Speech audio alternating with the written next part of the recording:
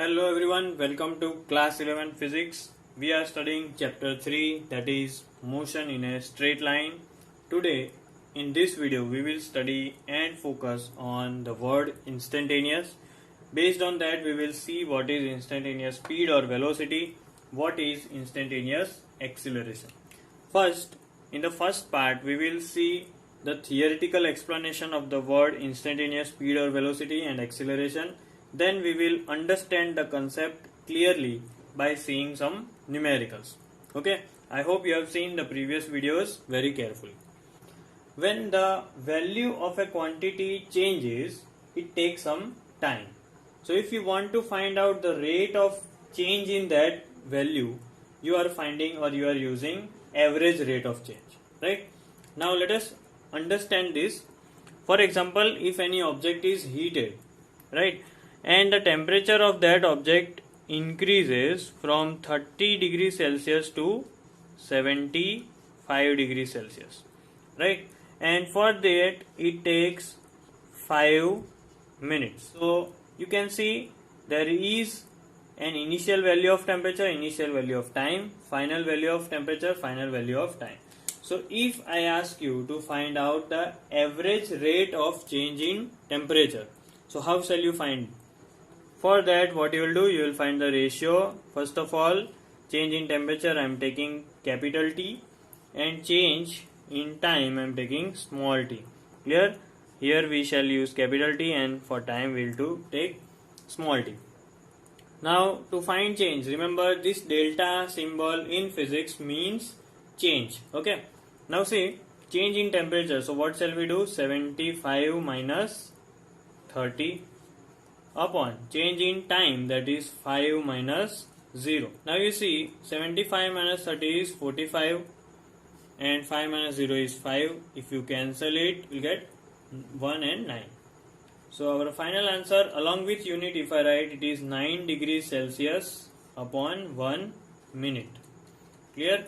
So this 9 degrees Celsius per minute is the average. Remember why I am repeating this word average, because average change in temperature is totally dependent on the initial and final values. These were the initial values and these were the final values.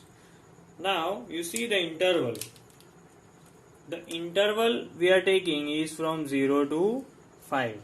So we know only about the 0 minutes value and 5 minutes value. Now what if I ask you that what was the rate of change in temperature exactly at the 3rd minute? Will you be able to answer by only using the average change in temperature? Why I am telling? Because in order to find out the change in temperature at particular instant, average concept will not work. Because we are knowing only about the average, we don't know about any instantaneous interval. Clear? So that is why average concept is not used over here. Let us see the same thing in case of speed or velocity.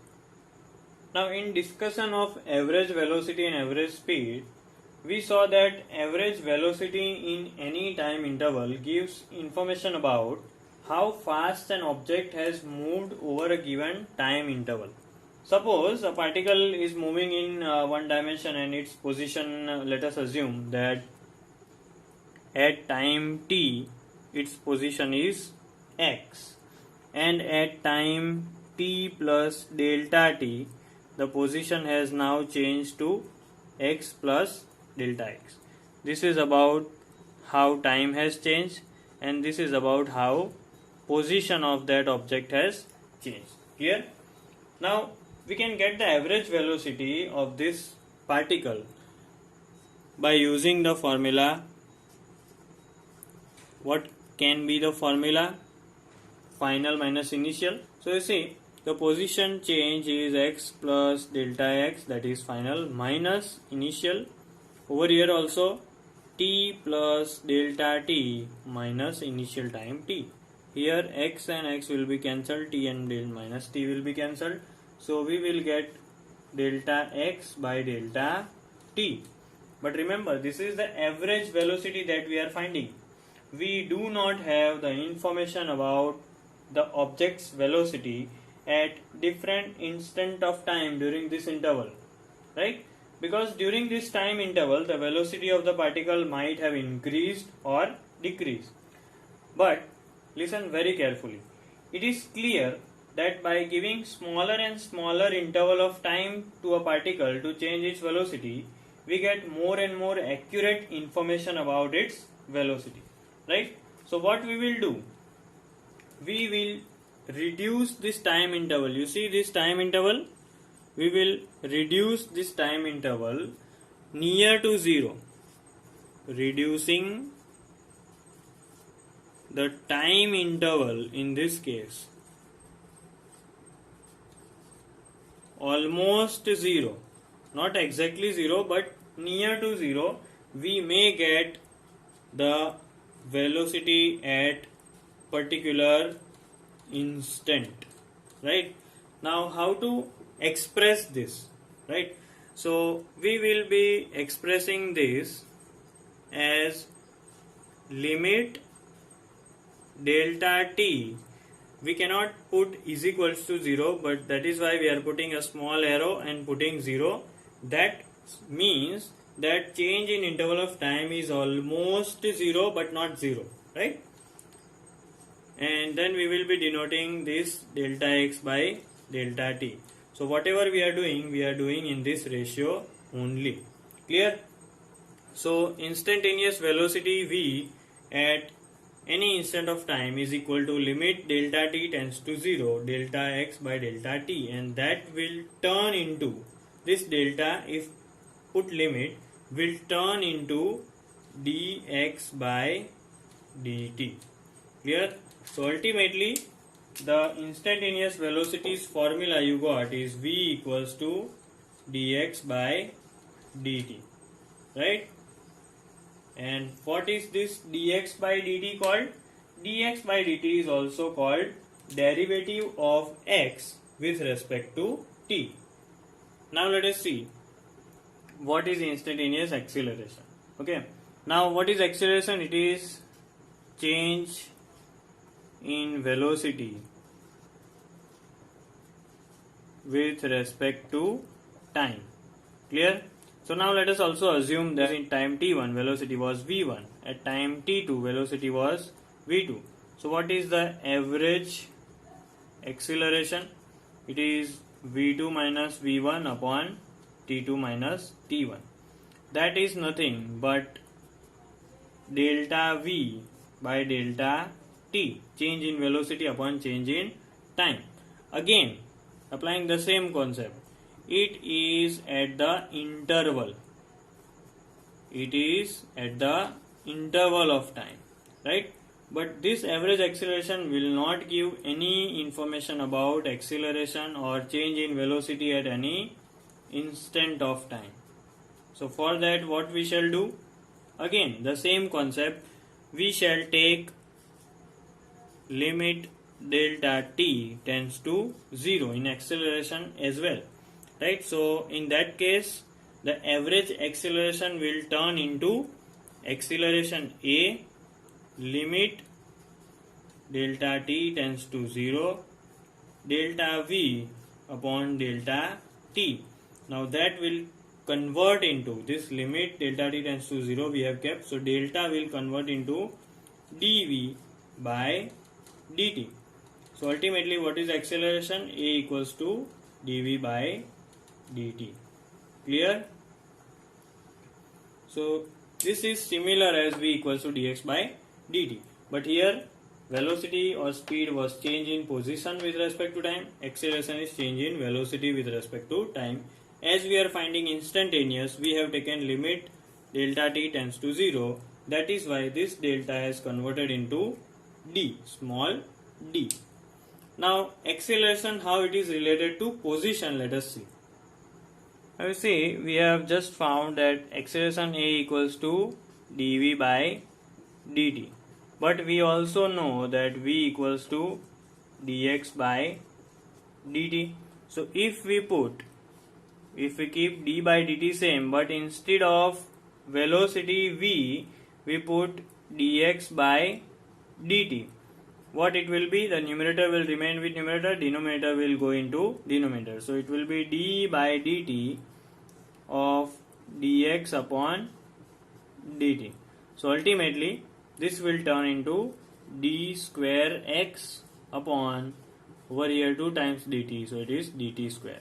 So instantaneous acceleration, if you want to connect or relate acceleration, instantaneous acceleration with velocity and time, you will have to use this formula.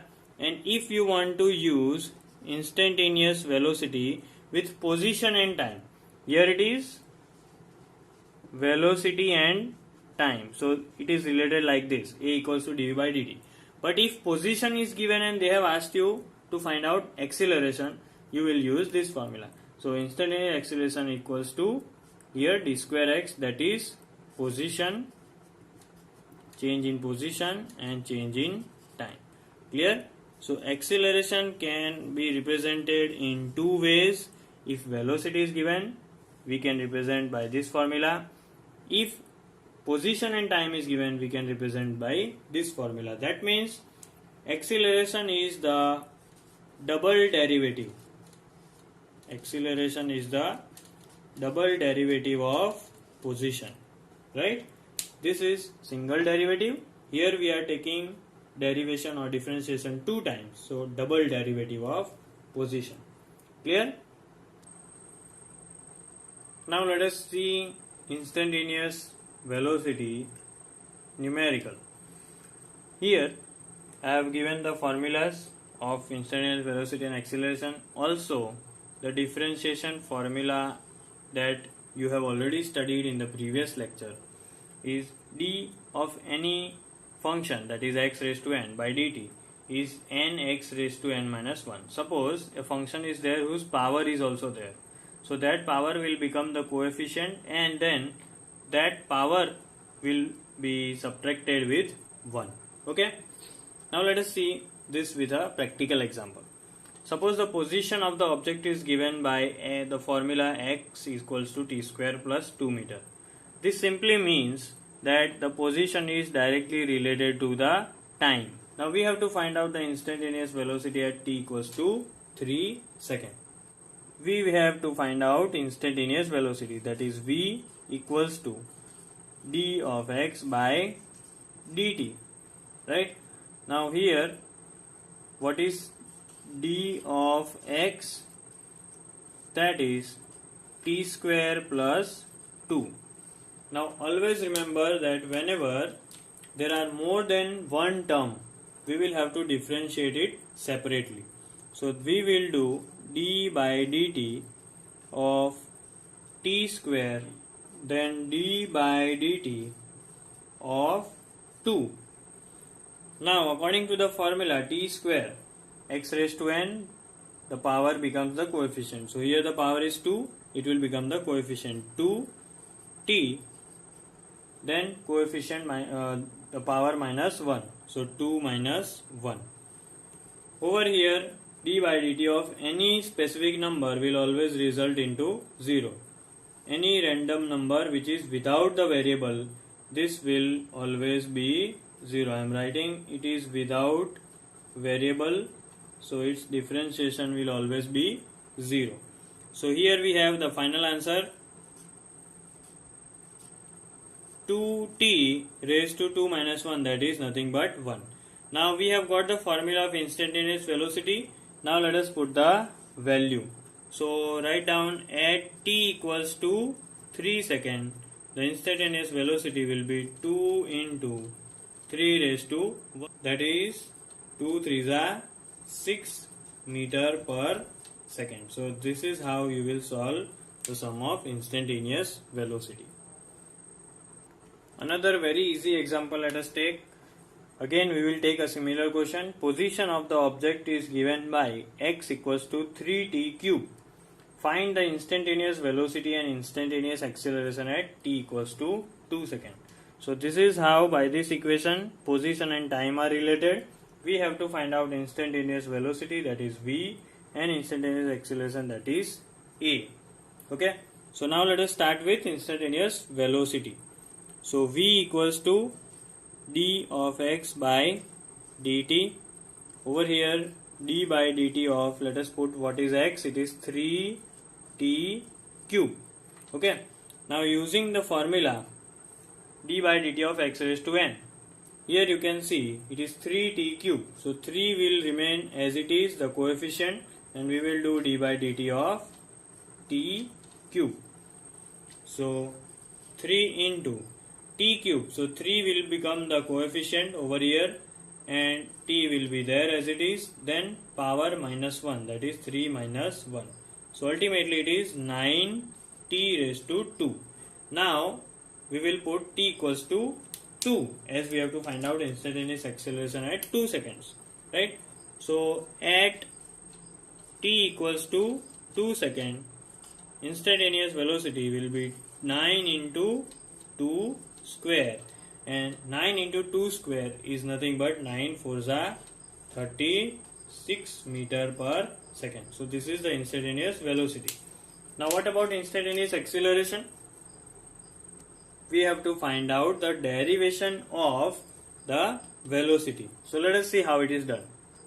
Now we know that v was, instantaneous velocity was 9t square, and now we are finding instantaneous acceleration. So the formula is a equals to dv by dt, right? So that is nothing but derivation of velocity with respect to time. Velocity value is 9t square.